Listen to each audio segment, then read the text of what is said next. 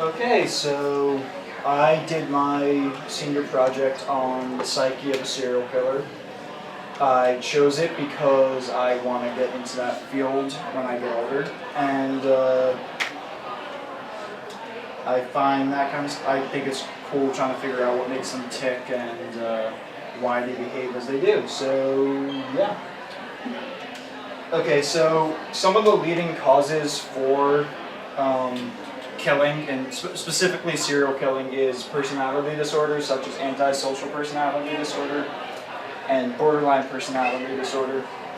Antisocial personality disorder is very prominent in men, whereas borderline personality disorder is more so in women.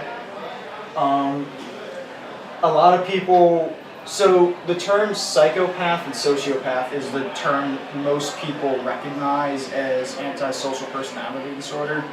However, you'll never hear a clinical doctor use the terms. They'll use antisocial personality disorder, which also isn't like what people think of as antisocial. It's not like being an introvert or other stuff. In fact, most people with antisocial personality disorder are very good at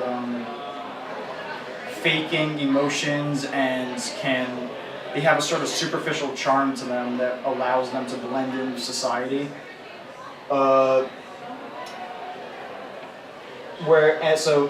And one of the big things about that disorder, and what connects these two, is their lack of empathy. So they feel little to no remorse for their actions. They don't have that sensation of like being able to put themselves in the shoes of someone else. They are genuinely selfish in that they'll do whatever it takes to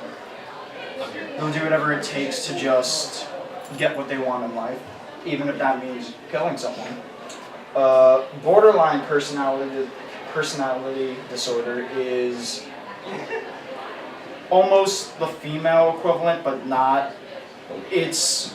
You're far more impulsive, quick to like outbursts of rage, sort of your sense of like reality is kind of warped, but not exactly. It's not fun. So psychopaths versus sociopaths. The terms tend to get like interchanged in the media and movies and TV, but while they are similar and they're both a byproduct of antisocial personality disorder, they are different on a couple fronts. Psychopaths they're the ones with zero sense of guilt or remorse or even emotions. They are very cold. So I have it here. It says cold-hearted psychopaths and hot-headed sociopaths, and that's because psychopaths are just cold in every aspect of what they do. They are, however, very good at putting on a superficial charm. They are able to hold down jobs. They have very little, they're not quick to like impulses. They're very able to sit back and just manipulate and control the environment. Their goal is to dominate, and they will do that with as little to no just like jumping into it and hoping for the best. They plan out every aspect of what they're going to do. Sociopaths, on the other hand, are...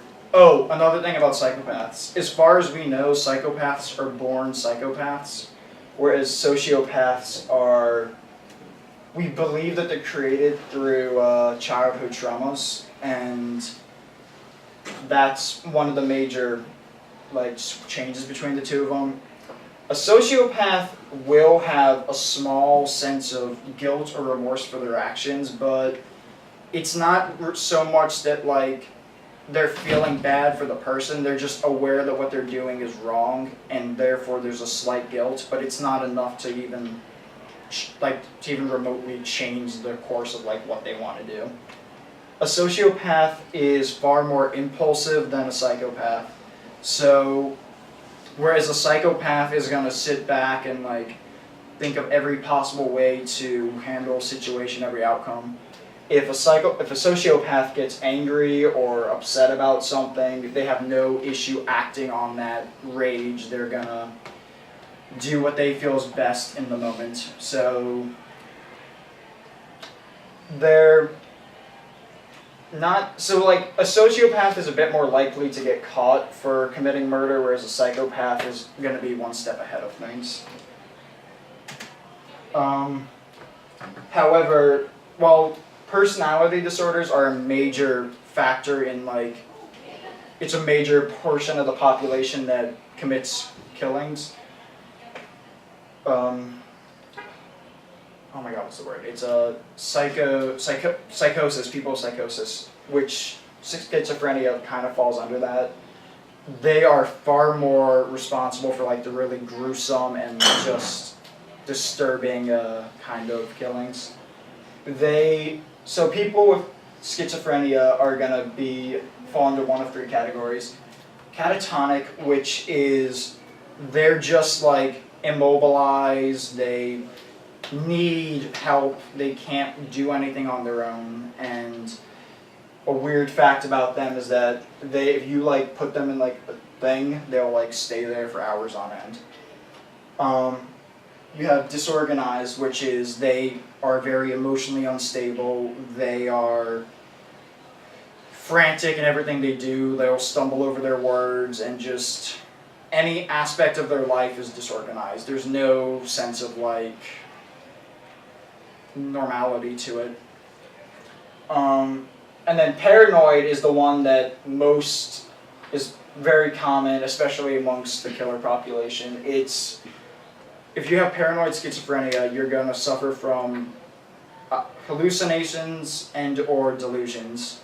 Hallucinations are going to, if you're hallucinating, it's you're getting like, you can see someone there, something there that can talk to you, you're seeing visions, hearing things that aren't there, amongst other things. Whereas delusions are, your sense of reality is warped, so you're either thinking like someone's after you, or you're thinking, you're like, have power and like divine intervention and all this other stuff. So because of that, people with serial killers with schizophrenia or psychosis are they're either being told or compelled to kill by these visions that are haunting them, so they'll kill for that, or they're killing because of some delusion of they need to kill a certain like group of people in order to fulfill some kind of prophecy that like they feel they're like a messenger almost. Nature versus nurture. So while there are numerous instances of people being born with, like being a psychopath, you're born that way. However, there's a large portion of the population that is psychopaths that don't kill people. So that's where this nature versus nurture argument comes from in this whole like philosophy of like what causes people to kill. Because you have some people that seem to have been, through childhood traumas, compelled to go down the path with like no brain abnormality whatsoever. They just feel compelled to kill because of some kind of childhood trauma. And then you also have serial killers that never had any sort of childhood trauma. I think it was Ted Bundy. He's a notorious serial killer, and he had a very normal and supportive family growing up, yet because of being a psychopath, he went and killed people. So there's a lot of like mixed opinions on whether it's what happens to you in life causes you to kill, whether it's something that happens before you're born that causes you to kill, or if it's a happy mix of both. One person described it as genetics loads the gun, but then your environment will fire it, in reference to serial killers. Also, there's a chemical imbalance in the brain. It's this your decreased connectivity between the amygdala and the germinal cortex, and that connection is what's supposed to give you negative emotions and that sense of like, wow, what I did was really bad. I probably shouldn't do that. I feel awful. They don't got that, so fun stuff. Types of killers. You have your serial killers. They're the ones that are killing. So a serial killer will tend to kill large amounts of people, but it's over a much more spread out time.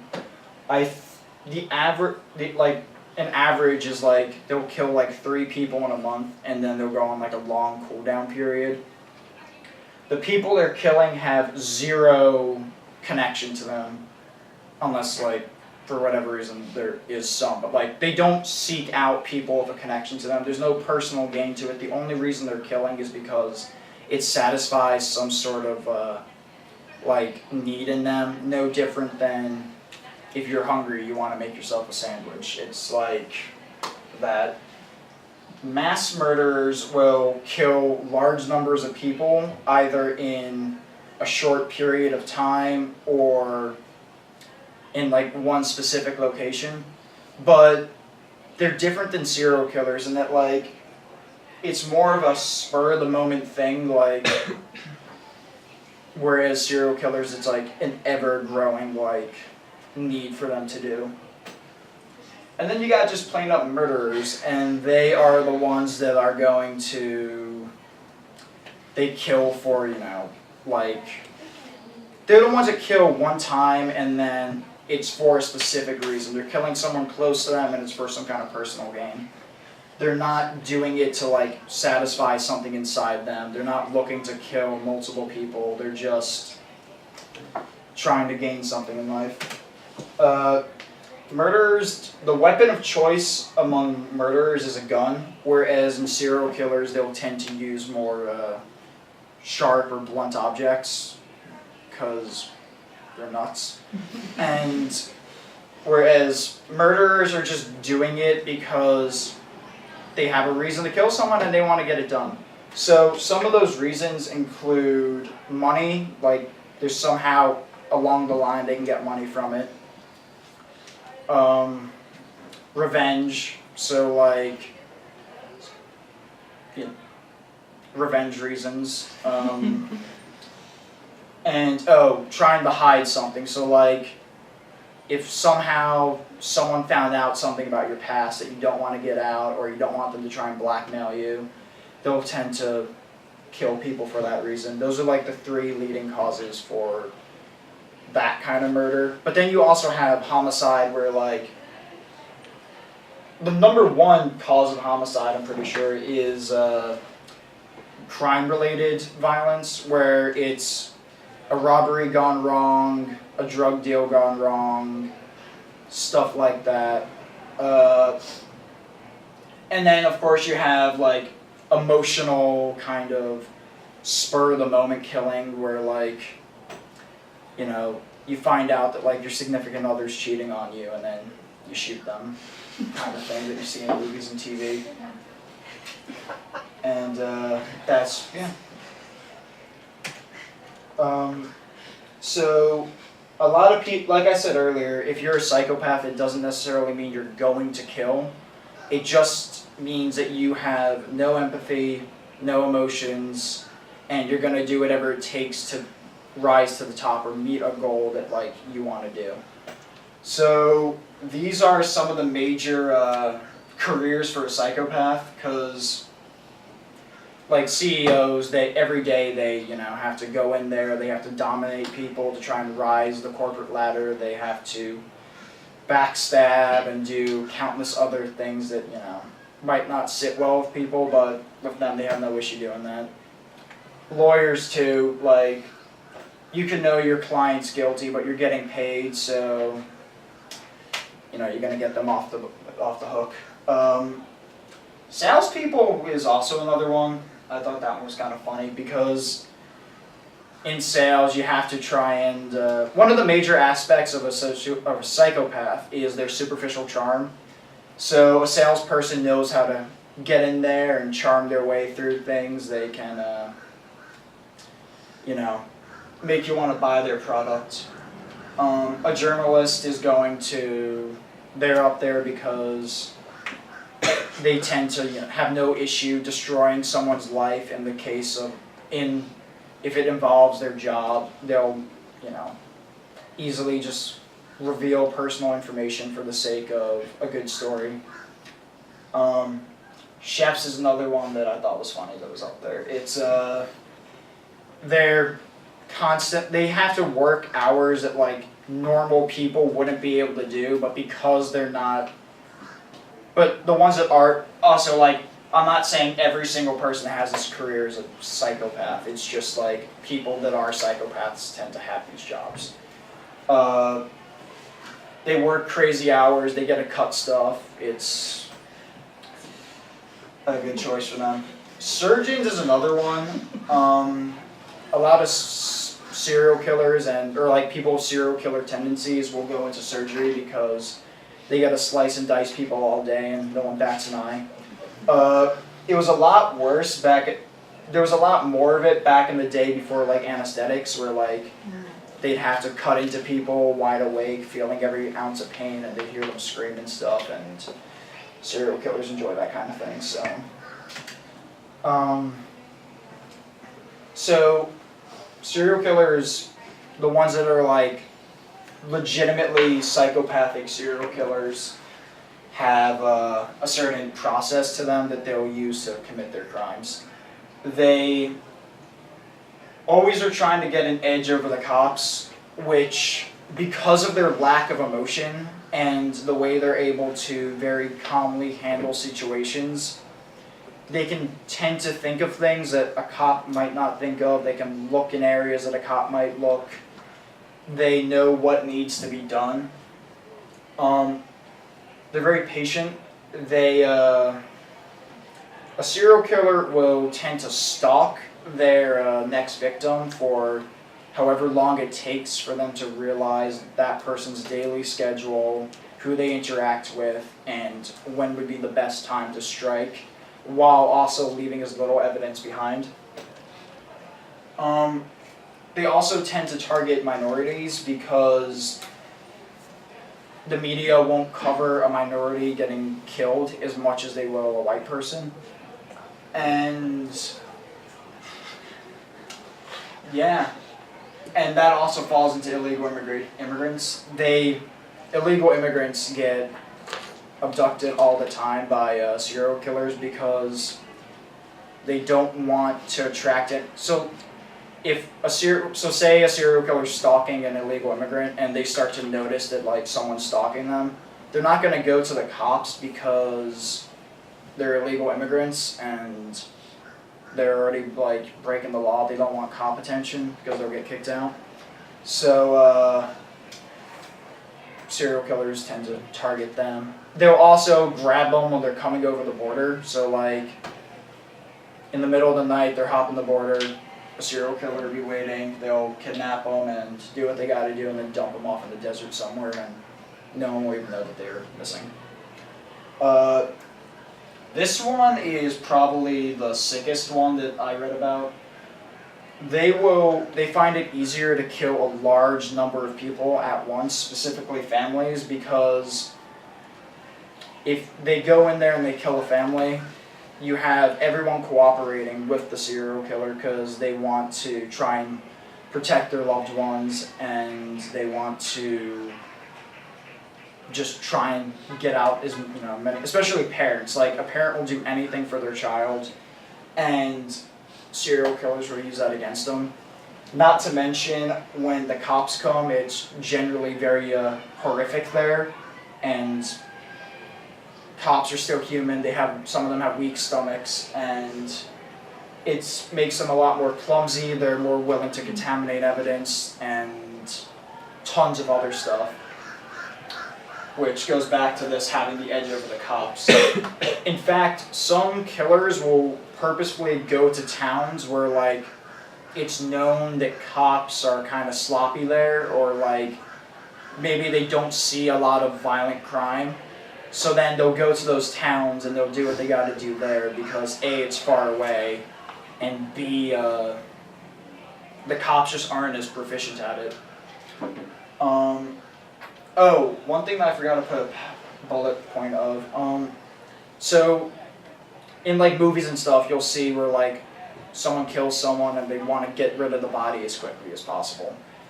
The serial killers that tend to get away more often don't hide the body. They will, or they don't try and get rid of the body right away. They'll hold on to it. That way evidence decays and the search dies down for it, and then they'll dump it somewhere else later, and it usually cuts the trail cold. So gear that they'll tend to bring, they'll wear gloves to hide fingerprints, a mask to hide their identity, and some sort of chemical to get rid of any evidence they might leave behind. Then you got your different kinds of killers. It's visionaries are the ones that are hearing voices and they're seeing things and they're being told, oh, gotta go kill Joe Smo, or like, oh, go kill this group of people. Okay, wait, no, not go kill this group of people. You got your missionary killers, that they're the ones that feel they have been sent by God to go kill a certain group of people. And then you have process focused, which is they enjoy, why do I have that up there twice? They enjoy the like actual aspect of like, they take pride in what they're doing. They enjoy torturing people. They're doing it to really just watch someone suffer. You have lust killers. They do it because they get a certain like sexual pleasure from killing people. And then you got power killers. They're the ones that are doing it because they enjoy dominating people and they want to play God, and in doing so, taking a life is one of the ways they see to do that. Act-focused killers are the ones that are going to just kill someone and be done with it. They don't really enjoy the process of killing, but they enjoy killing, so they're just kind of gonna and be on their way. So 5 deadly traits. These are traits that you'll often see in psychopaths and serial killers in general. They're extreme power junkies. They want to have the most power. They want to be in charge of everything. They want to dominate everyone. You have manipulation.